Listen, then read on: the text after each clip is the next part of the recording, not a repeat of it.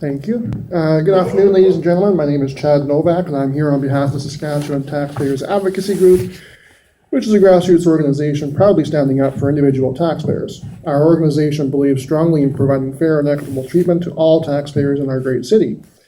I am here today to comment on the agenda item before you, which is addressing the funding for the Regina Plains Museum, also known as the Civic Museum of Regina. I would first like to offer my sincerest gratitude to this committee for their efforts back on September 9th of 2015, because without their input, the museum would not have been afforded the opportunity to reopen to the public while they tackled their business plan. Like so many others in our great community, I was excited to hear that the doors would reopen, thanks to generous offering by Regina City Council and administration. Unfortunately, though, the doors never reopened. Following up on this commitment, I had personally contacted members of the Regina Plains Museum board, and they had suggested that the reason for this delay was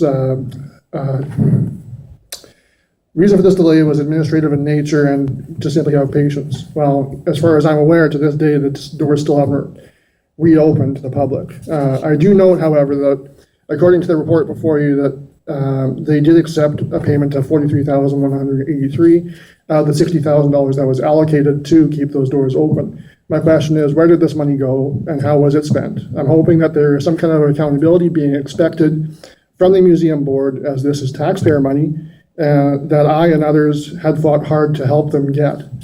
I note that the report suggests that they also received their operating grant this year, and again, I have to ask, where is that money being spent? One thing I'm noting here is the focus seems to be that the rent is still quite high.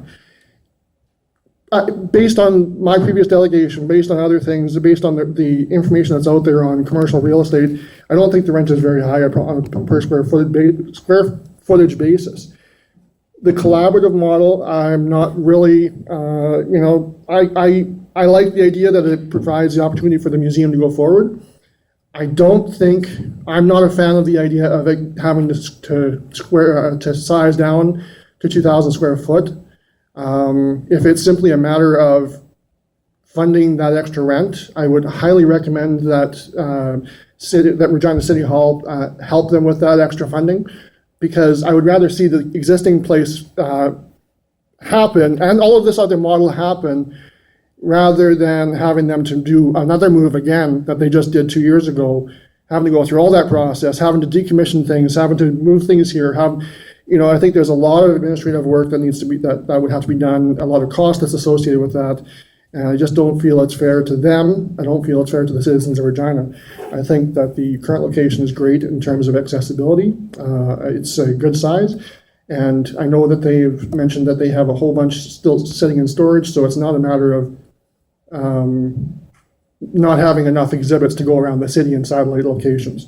So I think that that's important. Now, speaking specific to this business plan, pardon me.